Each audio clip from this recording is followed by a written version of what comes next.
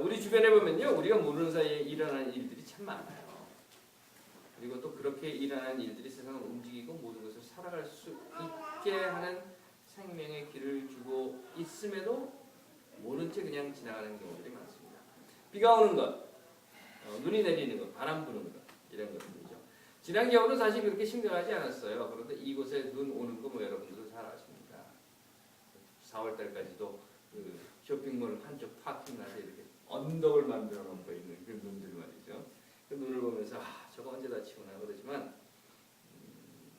봄이 되면 싹 없어집니다.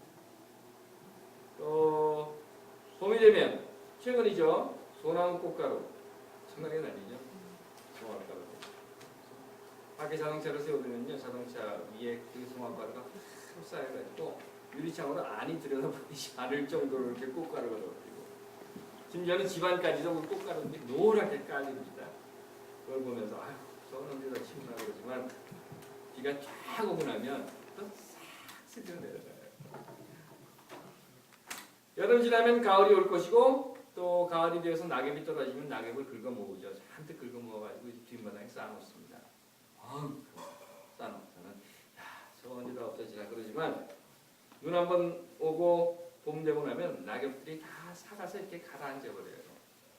언제 거기다 낙엽을 쌓아놨는지 모를 정도로 흔적도 없이 마치 누가 치워간 것처럼 싹 쓰러져 없어져 버리고 옵니다. 성서에 보면 이런 이야기가 있어요. 너희 중에 누가 염려함으로 그 키를 한 자라도 더할 수 있겠느냐? 아니 뭐 요즘은 뭐 키 큰 수술도 하고 또 그렇다고 하긴 하지만 그렇다고 해서 성서가 염려하지 마라 그렇다고 해서 아무 염려하지 않고 턱하니 넉넉고 있을 수는 없습니다. 또 성서가 그렇게 하라는 말을 한 것도 아니고요. 또 그렇게 할 수도 없습니다. 그렇기 때문에 염려는 해야 할 거예요. 걱정하고 고민도 해야 하고. 하지만 물오리가 고기 잡아먹겠다고 물속으로 퐁 들어가는 것을 보고서 아유 저 물오리 물에 빠져 죽게 생겼네 라고 하는 그런 걱정은 사실 우리가 해야 되는 것은 아니고 그런 염려는 하지 않는 겁니다. 잘 아시는 비틀즈 노래 중에 이런 게 있어요. Let it be. 아시죠?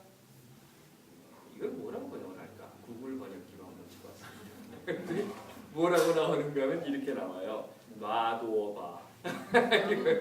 Let it be. 아주 확실한 번역이 놔두어봐. 비가 오는 것 좀 놔둬보죠. 바람 부는 것도 좀 놔둬보고 꽃이 피는 것도 그런가 하면 아이들이 자라는 것도 때로는 곁에 있는 사랑하는 사람이 그저 멍하니 하늘을 쳐다보고 있는 것도 좀 놔둬보고 어떻습니까? 기도할까요? 하나님 우리가 모르는 것이 많습니다. 아니 어쩌면 아는 것이 없을 겁니다. 하지만 있는 그대로 기다려줄 때 눈이 녹고 잎이 나고 꽃이 피며 열매가 맺을 때가 오리라 믿습니다. 두고 보며 기다릴 줄 아는 지혜를 닦아옵소서. 아멘. 자, 내가 누구냐? 이거 벌써 몇 번째 하는지 모르겠는데 오늘은 호플리 끝냅시다. 내가 누구냐? 예루살렘에서 보낸 제사장 그리고 레위 바리새파가 세리자 요한에게 물어본 겁니다. 내가 누구냐? 요한복음이 쓰여지는 때가 90에서 100년 전이라고 했어요. 그러면 그 당시에는 예루살렘에서 제사장과 레위 바리새를 이렇게 어떤 권위를 가지고 야 내가 너에게 이런 힘을 줄게 하고 세례 요한에게 보낼 만한 종교적인 권력의 주체가 없었다는 겁니다. 그럼에도 요한복음서를 쓴 사람은 제사장, 레위, 바리새파를 등장시켜요. 그리고 그렇게 등장시킨 그들을 반메시아적인 인물로 나타냅니다. 그 말은요, 지금 요한복음의 저자가 자기의 복음서의 독자들 중에서 어떤 부류의 사람들을 대상으로 하고 그 대상으로 한 사람들을 제사장, 레위, 바리새파와 동일한 집단, 동일한 성격을 가진 사람이라고 대표해서 내놓고 있으면서 그들에게 들으라고 하는 소리라는 거예요. 그리고 그 제사장, 레위, 바리새파로 대표되는 집단의 성격을 요한복음서의 저자는 반메시아적인, 즉 메시아가 오는 것을 싫어하는 사람으로 만들어 놓고 있습니다. 그런데 이미 말씀드린 것처럼 메시아는 왔어요. 예수가 메시아다, 그리스도다. 그래서 우리가 기독교, 그리스도교, 죄송합니다. 크리스찬이티라고 부르는 겁니다. 이미 메시아가 왔는데 요한복음서 저자는 자기 복음서의 독자들인 기독교인들을 대상으로 한 거예요. 그 말은 내 복음서를 지금 읽게 될 사람들이 다 기독교인들이고 그 사람들이 이미 다 메시아가 왔다고 고백하고 있는 그 사람들을 대상으로, 아니 메시아가 왔다고 고백하고 있는 사람들 가운데에서 메시아가 오는 것이 싫은 사람들이 있다는 것을 지금 요한복음서의 저자는 보고 있다는 겁니다. 그들은 누구냐 하는 거예요. 예루살렘 유대인들이 메시아가 오는 것이 싫은 이유가 있었어요. 이유가 뭐였습니까? 자신들이 지금까지 가지고 있는, 지금까지 쌓아놓은 재물이라든가 권력이라든가 명성이라든가 이런 것들을 잃어버리게 될까봐 두려워서 메시아가 오는 게 싫었어요. 그와 마찬가지로 요한복음서의 저자가 바라보고 있는 메시아가 두려운 존재, 반메시아주의자들, 자기 복음서의 독자들 중에 있는 그들 역시 교회 안에서, 교회입니다. 예수가 그리스도라고 고백하고 있는 그 사람들이 모인 그 교회입니다.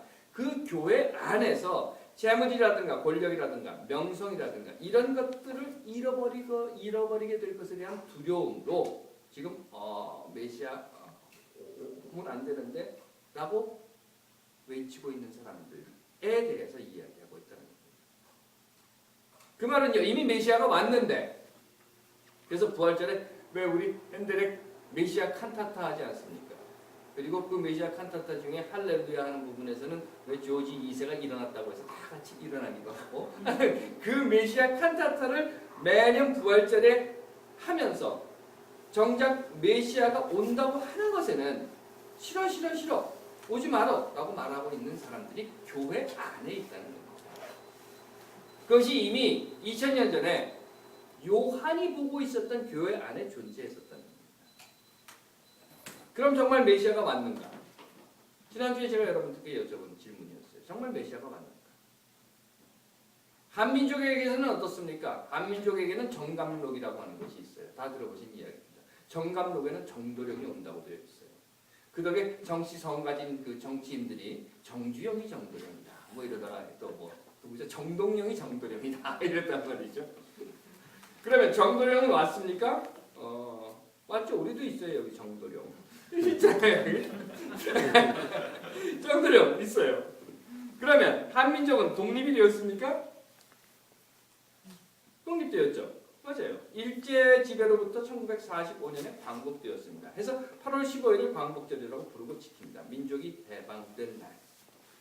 그렇다면 광복절을 건국절로 바꿔버리려고 하는 2012년에서 진정 한민족은 해방이 되었습니다. 진정 한민족은 독립을 얻었습니까? 한민족은 광복, 즉 잃어버렸던 빛을 되찾았습니까? 제가 여러분들께 여러 차례 말씀드렸습니다. 우리가 성서를 그 안에 들어있는 이야기 속의 특정한 인물과 사건에 국한해서 해석하겠다고 하면 우리는 성서를 볼 이유가 없어요. 지난번에 창조에 대한 것을 예를 들어서 설명을 드렸습니다. 마찬가지로 메시아에 대해서도 2000년 전 어느 날 이렇게 해석을 하고 그 특정한 인물 예수에게만 메시아를 적용시켜버린다고 하면 사실 우리는 그 성서를 볼 필요가 없습니다. 왜냐하면 우리와 상관없는 이야기이기 때문이에요. 2000년 전에 메시아가 왔대. 됐어 그래요. 잘 산다 그래. 이거밖에는 안 되는 거예요. 그런 이유로 해서 제가 여러분들께 늘 드리는 말씀은 성서의 사건은요. 지금 바로 우리에게 일어나는 우리에게 해당되는 사건과 인물이 되어야 한다는